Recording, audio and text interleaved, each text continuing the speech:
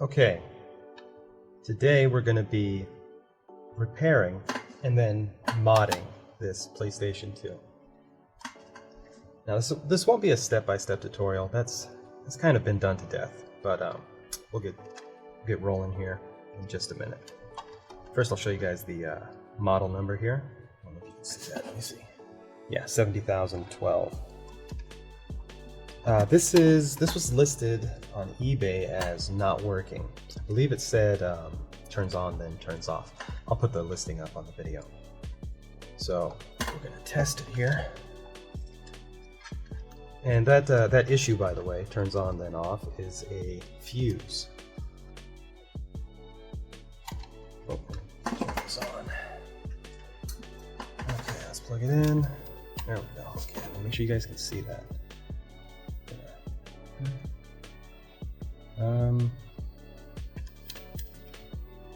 Yeah, that's on.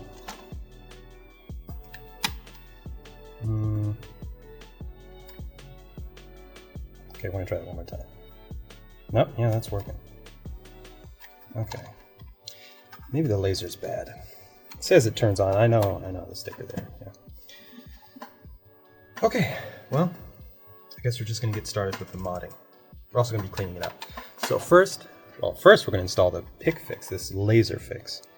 And these particular models are gonna need some form of laser fix. Even if you don't mod it. Alright, and this here we're gonna be installing this MODBO 5. Well, let's get this out of here. We're gonna tear it down, mod it, clean it up, and I'll show you guys some cool things I do with this mod chip, by the way. We'll talk about this a little bit more later, but some of these have what people consider a bad flash on this NOR memory here. I'll show you guys how you can fix that, but also mod the mod chip. It's gonna be fun. All right, let me get started.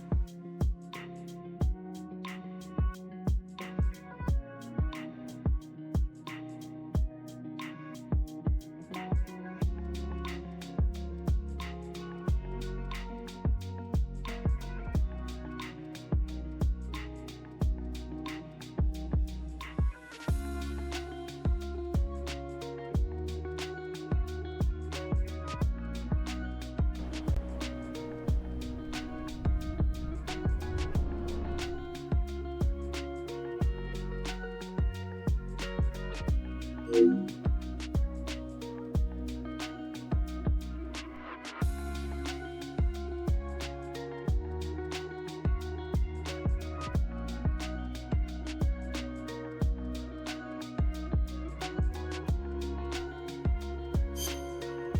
what we're going to be doing is modifying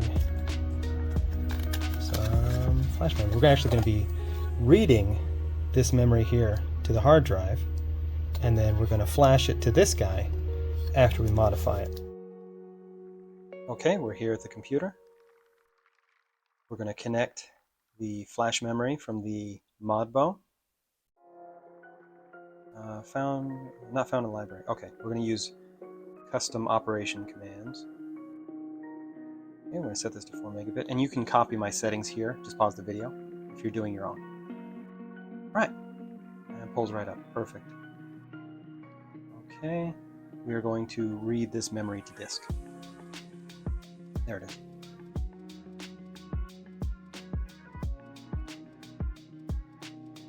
All right, we need to do a data verification before I remove this IC.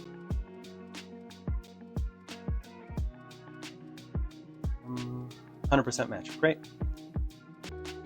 Now I can't say conclusively that these ICs are write protected. It's just a lot easier for me to change out the flash memory instead of fiddling with the settings like I have been in these originals. I cannot get any data to stick. We're in the hex editor, and we are going, here we go, we're looking for offset 0xe000. Here it is. And you can pause the video again and take a look at some of this data and find it in your own Modchip if you're doing a different one and this offset doesn't apply to you.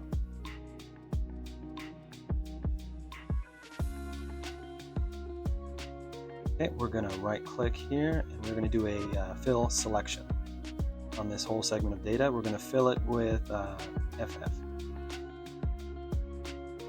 Okay. All right. Control S and save, close. All right, now we have the Winbond in. Winbond is all set up. And the Winbond, speaking of this, is going to work perfectly fine on the MODBO. You're going to be able to change your settings. Everything's going to work perfectly, if not better. And you have an expectation of quality or reliability with the Winbonds. All right, let's write this data to memory. Okay.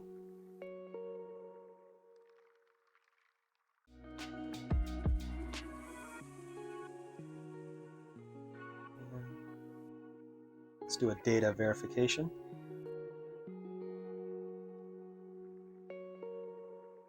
%% match. Okay.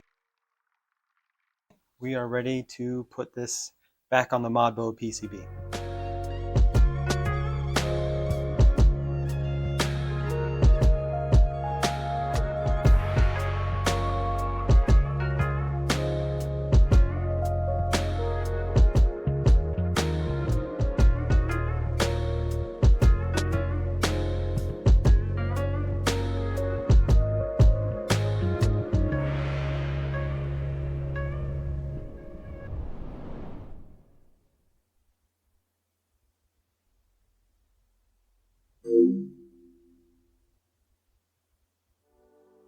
Okay, we're all done. It's closed up, tested out, everything works great. As you can see, I wasn't able to clean it up as well as I'd like. It does look better, not perfect. I think what I'll do is just change out the shell. This actually might be resin, oddly enough. Don't know how that happens. We're going to briefly talk about the MODBO itself, in particular the logic device and the flash memory and the way these two interact with each other. When this is energized, when the circuit is energized, the logic device will load configuration data from the flash memory. If that data is missing or corrupt, it will give you a black screen on power up. And that is what some people refer to as a bad flash. In my experience, the IC itself was bad. Replacing it fixed the issue. But I also found that there are a couple of segments or areas in the memory that you can edit without bricking it, without causing it to hang on a black screen. One of those is the image under the PlayStation 2 boot logo. I find that very interesting because the original Matrix Infinities had a custom image you could put in there and flash it yourself. It seems to be a remnant of the old firmware carrying over somehow. All right, I'll leave you guys with one last surprise. Take care.